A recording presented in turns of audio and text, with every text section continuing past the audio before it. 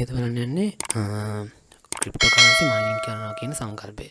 එතකොට මේ cryptocurrency mining කරනවා කියන ක්‍රියාවලිය කියන්නේ මේ බ්ලොක්චේන් එකකින් ක්‍රිප්ටෝකරන්සි වලින් ගනුදෙනු කරනකොට ඒකදී යම් ක්‍රියාවලියක් ඇති වෙනවා. ඒ ක්‍රියාවලිය සඳහා තමන්ගේ පරිගණකය සම්බන්ධ කරගෙන ඒ ක්‍රියාවලියට සම්බන්ධ වෙන එක තමයි මයිනින් කරනවා කියලා කියන්නේ. මොකද මේ බ්ලොක්චේන් එකදී එක පරිගණකයක් දෙකක් නෙමෙයි පරිගණක විශාල සංඛ්‍යාවක් එකතු වෙලා තමයි මේ නෙට්වර්ක් එක හැදලා තියෙන්නේ.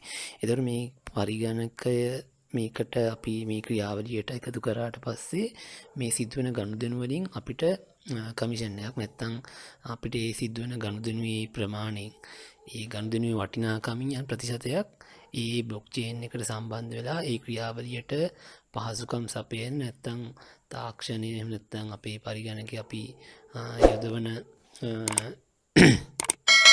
හන්ද අපිට ඒගොල්ලෝ දෙනවා අපිට යම් ප්‍රදානයක්. එතකොට මේ ප්‍රදානය ලබා ගන්න තමයි ගොඩක් අය මයිනින් කරනවා කියලා පරිගණකය හරහා බ්ලොක්චේන් එකට කනෙක්ට් කරලා මයින් කරන්න උත්සාහ කරන්නේ. එතකොට ඇත්තටම මේ ක්‍රියාවලියේදී වෙන්නේ බ්ලොක්චේන් තාක්ෂණය හරහා ක්‍රිප්ටෝකරන්සිස් මගින් ගනුදෙනු කරාම ඒ ගනුදෙනු සිත් ජාලේ ඉන්නවා මෘදුකාංග ඉංජිනේරුවන් විසින්.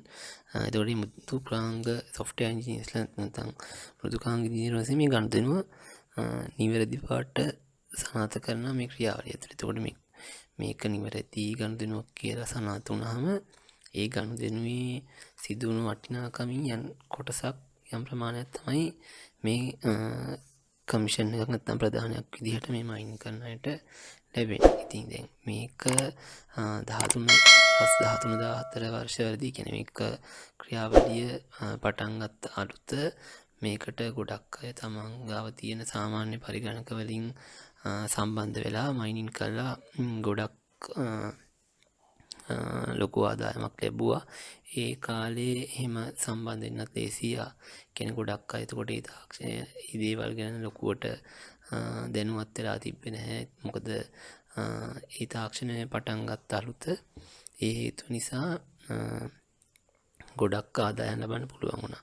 ඊට පස්සේ මේක දිගින් දිගට වෙනකොට මේකේ අපිට ඒව නොමිලේ හම්බ වෙන්නේ ක්‍රිප්ටෝකරන්සිස්. එතකොට මේ හේතුව නිසාම පසු කාලෙක ගොඩක් අය තරඟකාරී විදිහට මේකට මයිනින් කරන්න සම්බන්ධ වෙනගත්තා. එතකොට මේකට ගොඩක් විශාල ධාරිතාවක් යනවා.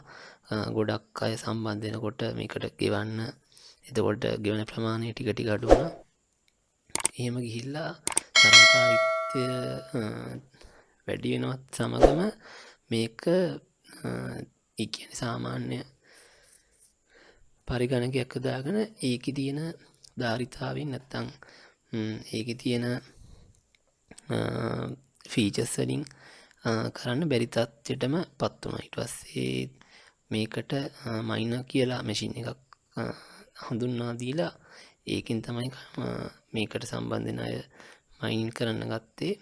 මොකද සාමාන්‍ය කම්පියුටර්ස් වල තියෙන ධාරිතාව අර තරඟකාරීත්වයත් එක්ක ගොඩක් දෙනෙක් එකතු වුණාම යොදා ගන්න බැරි තත්ත්වයකට පත් වුණා. එහෙම ආපු ඒ මයිනින් කරන ක්‍රියාවලිය දැන් ඒ මයිනස් මැෂින් කියන එක යොදාගෙන ඒවා කියන්නේ ඒක අලුත් මැෂින් එකක් කියන්නේ පරිගණක කොටස් එකතු කළාම මයිනින් ක්‍රියාවලිය සඳහාම විශේෂ වූ මැෂින් එකක් තමයි මයිනස් මැෂින් එක කියලා කියන්නේ.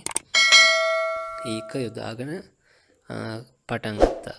එතකොට ඒකත් ටික කාලයක් යනකොට ප්‍රමාණිකයෙන් සිදුවන ක්‍රියාවලියට දායකත්වයේත් මදි වුණා. කියන්නේ මේකට ගොඩක් අය එන්නෙන්නම වැඩි වුණා. මේක දැනුවත් භාවය වැඩි වුණා. එතකොට මේකේ තියෙන වටිනාකම වැඩි වුණා. ඒ කරුණු ගොඩක් හන්දා මේකේ තරඟකාරීත්වය ගොඩක්ම වැඩි වුණා. ඊට පස්සේ තමයි මයිනස් ෆාම් කියන සංකල්පය ආවේ. එතකොට මේ මයිනස් ෆාම් කියන්නේ මයිනස් මැෂින් අතිවිශාල සංඛ්‍යාවක් එකිනෙකට සම්බන්ධ කරලා මයිනින් කරන ක්‍රියාවලිය සිදු කරන ස්ථානය තමයි ස්ථානය තමයි මයිනින් ෆාම් කියලා කියන්නේ. තුනි මයිනින් ෆාම් එකක් කියන්නේ ඉතා විශාල භූමියක සකස් කරපු මැෂින් විශාල සංඛ්‍යාවකින් සමන්විත වුණු ස්ථානයක් තමයි. මේකට ඉතා විශාල ධාරිතාවක් විශාල ශක්ති ප්‍රභවයන් ප්‍රමාණයක් මේකට වැය වෙනවා. එතකොට මේ තරංකාරීත්වය එක්කම මේකේ මේකට වැය වෙන පිරිවැය වැඩි වුණා. ඊට පස්සේ මේකට ලොකු කොස්ට් එකක් දරන්න සිදු වුණා මේ ක්‍රියාවලියට සම්බන්ධ වෙන්න. ඒ හේතුව නිසාම ලැබෙන ප්‍රතිලාභය අඩු වුණා කියන ගොඩක් අය අතර බෙදිලා යන හන්දා. ඊට පස්සේ මේක දැන් කෙමින් වෙනස් වෙලා අලුත් සංකල්පයක් වෙන proof of stake කියන ක්‍රමයට මේක මාරු වෙලා තියෙනවා දැන්.